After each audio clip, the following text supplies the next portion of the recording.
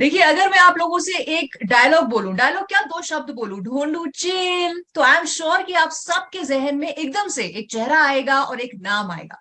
आज पंजाब केसरी नवोदय टाइम्स में हमारे जो खास मेहमान है ना, वो है ही ऐसे जो अपनी इम्पेकेबल कॉमिक टाइमिंग के लिए जाने जाते हैं। लेकिन अब वो हमें कुछ नया दिखा रहे हैं, एक नेवर सीन बिफोर रोल में वो हमें नजर आने वाले हैं, जिसका टीजर ट्रेलर हम सब बहुत पसंद कर रहे हैं, फिल्म वध में। बात कर रही हूं the versatile actor of all time Sanjay Mishra ji. तो संजय जी से ढेर सारी बातें हम करेंगे, लेकिन सबसे पहले संजय जी, बहुत बहुत स्वागत हमारे प्लेटफॉर्म पे आपका।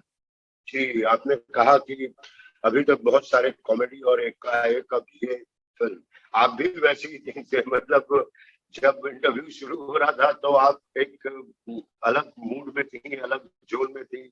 आवाज आ रही है, आवाज आ रही है। और जब आप शुरू हुई तो एकदम बिल्कुल अलग। तो हाँ, ऐसी ही अलग सी फिल्म है मेरी ये। तो एक अच्छा होता है आर्टिस्ट की जिंदगी में कि जीते जी अलग अलग अलग अलग अलग अलग भूमिकाएं करता रहे।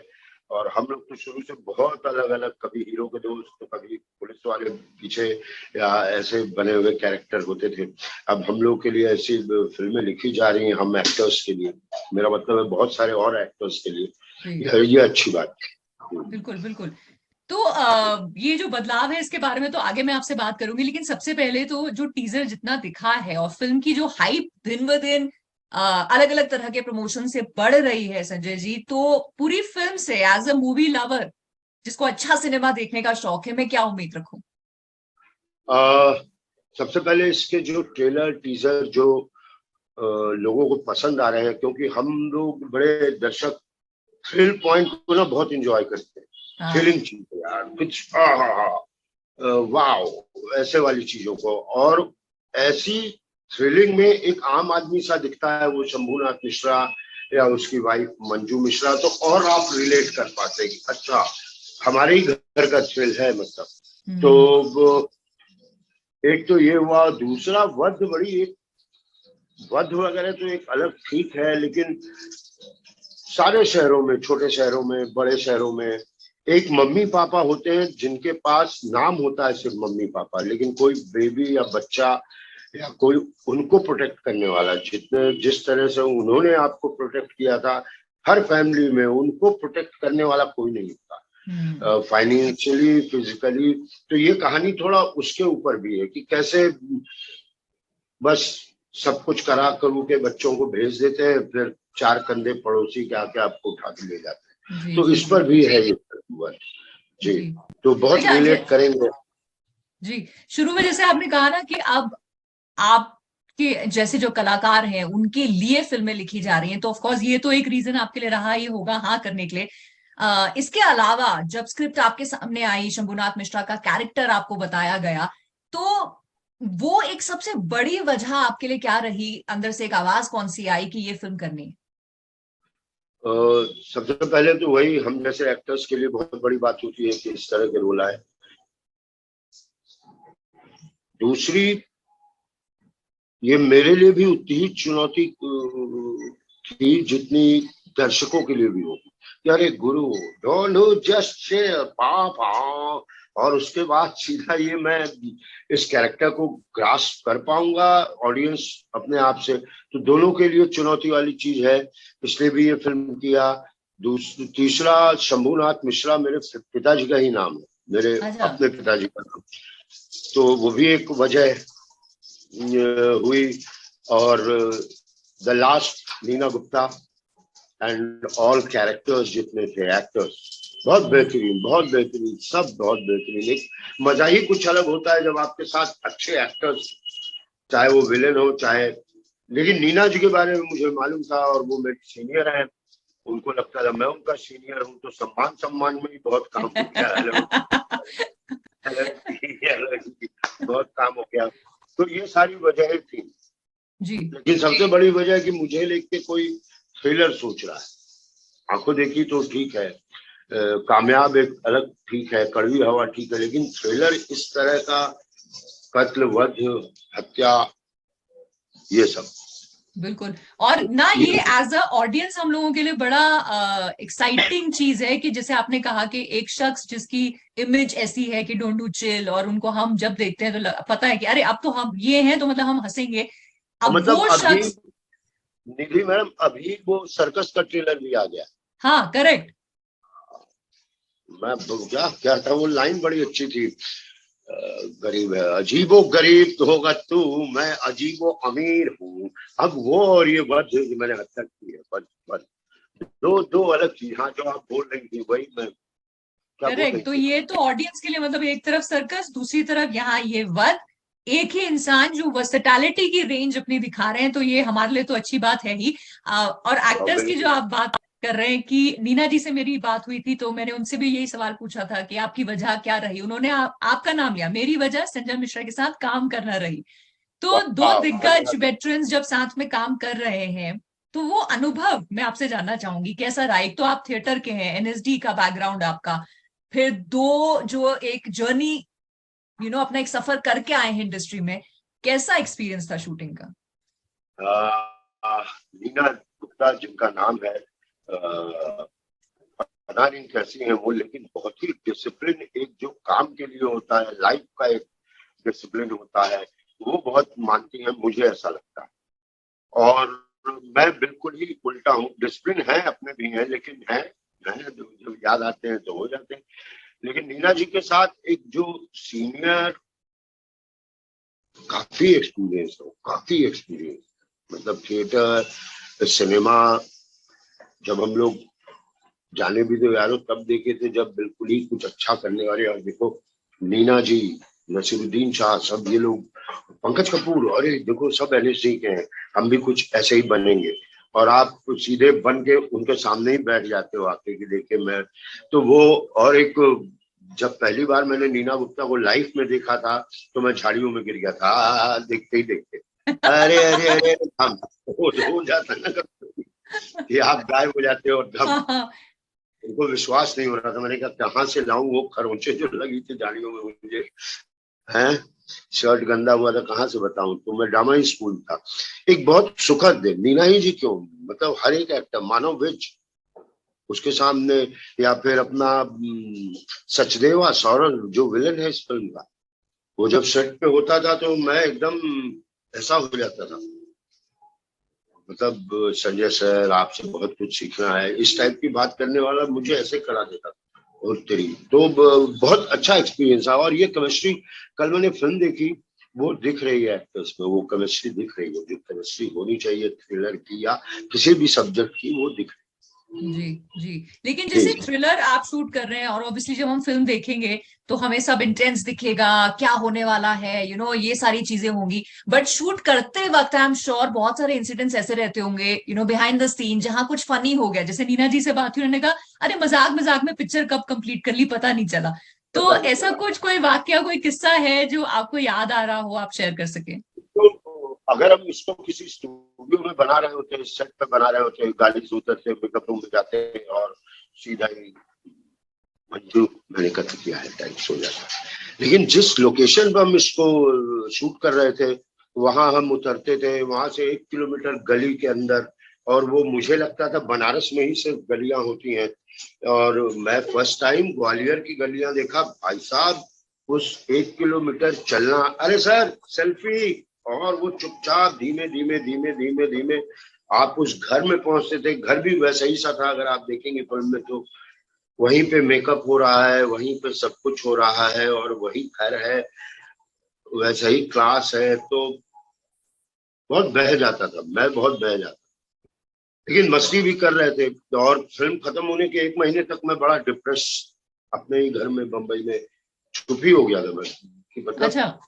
हाँ क्या जिंदगी में जी के आ रहा हूँ, शंभुनाथ मिश्रा की क्या जिंदगी जी के आ रहा हूँ मैं। तो एकदम ही चुप हो गया था।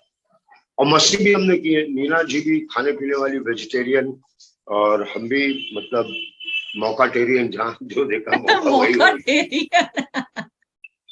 तो मौकाटेरियन मैं भी, तो नीना जी काफी कि संजय उसके यहाँ जा करके गोलगप्पे का ना उससे बोलना, नीना मैडम कल आई थी, वो हींग वाले खा के गई है, हींग वाले। तो लाओ भाई, नीना गुप्ता कल खाई थी हींग वाले, हमें भी खिला दो। और खुद भी ले जाके हम लोग जाते थे कहीं बाहर खाने वाले, ग्वालियर खाने पीने वाली बड़ी अच्छी जगह। तो वो सब होते होते मस्ती मस्ती में दो डायरेक्टर से, एक जस्सी और एक राजीव। जस्सी थोड़ा टेक्निकल थे और राजीव थोड़ा ड्रामा और क्रिएटिव साइड संभाल रहे थे, दोनों ने मिलकर। तो राजीव के साथ भी बड़ा मस्ती किया। जस्सी से दूसरी टाइप की, पंजाबी टाइप की मस्ती थी। आप समझ सकते हैं किस टाइप की, पंजाब केसरी जिंदाबाद। तो वैसे लेकिन राजीव से भी बड़ा हम बहुत चीजें होती थी, बातें होती थी, बट नीना जी के साथ बहुत मजा आता। अच्छा ही था, बहुत ले दे के सब अच्छा ही।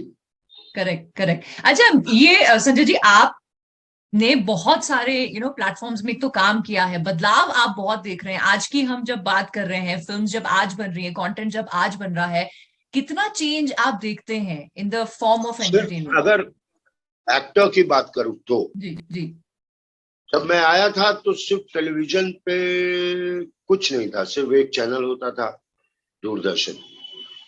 और कभी हम लोग उसी पे करमचंद और सारी चीजें आती थी। तो एक स्कोप था कि चलो गुरु, फिल्म में काम मिले ना मिले, टेलीविजन में कहीं तो कुछ जुगाड़ कर ही लेंगे। दोस्त का रोल, नौकर का रोल, कोई भी रोल, मकान का किराया तो निकाल ही लेंगे। लेकिन तब मैं सोचता था यार, जो हमसे पहले वाले एक्टर्स आए, उनके पास तो स्टूडियो का सिर्फ एक गेट, जहाँ खड़े हो गया, अरे डायरेक्टर जा रहे हैं, सर सर सर।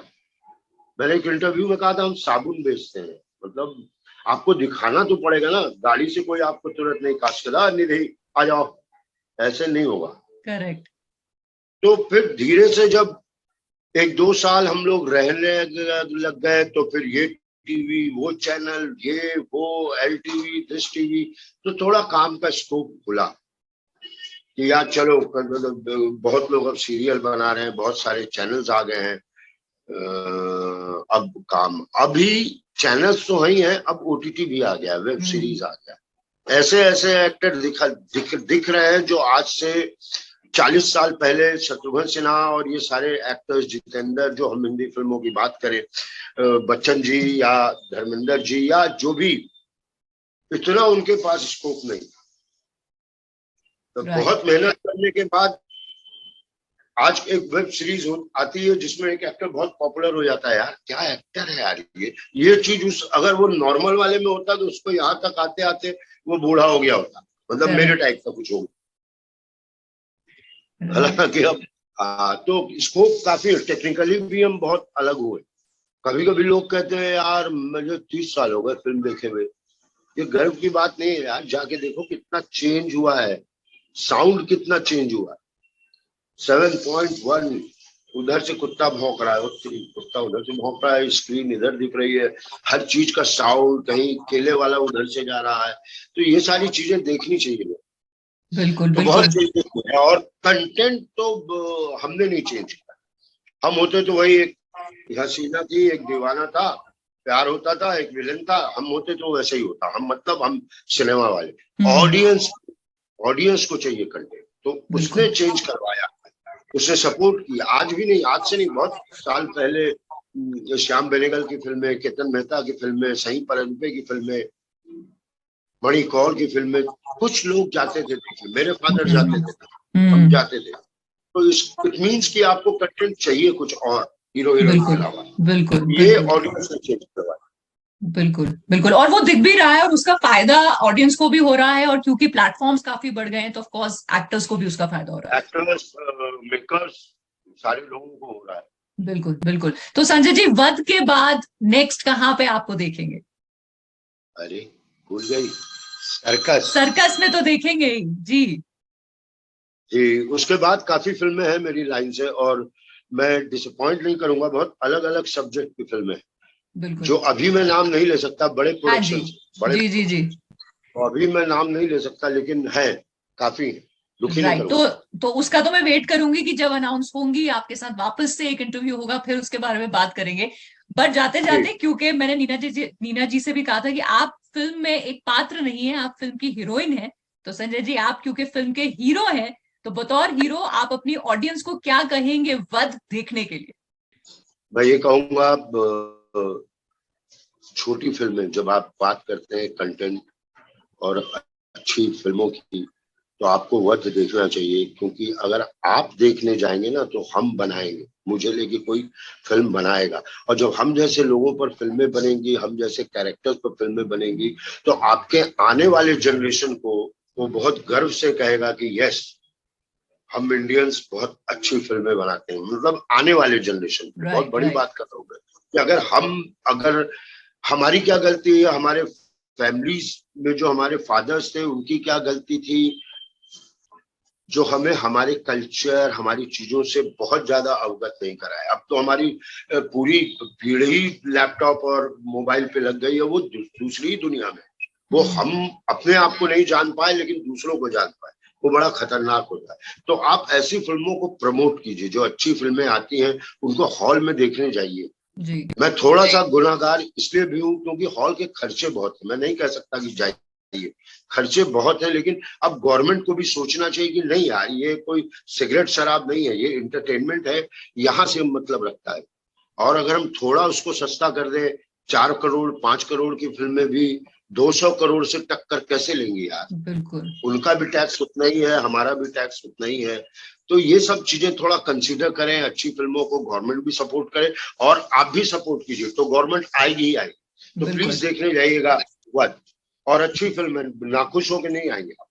मतलब मैंने कल और भी देखा था निधि, सब ऐसे थे, ऐसे स्क्रीन से निगाहें नहीं हट रही थी किसी की। मैं वही बोल रही हूँ कि टीजर ही जब देख रहे हैं और जितने उसके प्रमोशंस आ रहे हैं उसको देख रहे हैं, तो एक उत्सुकता तो बढ़ ही गई है।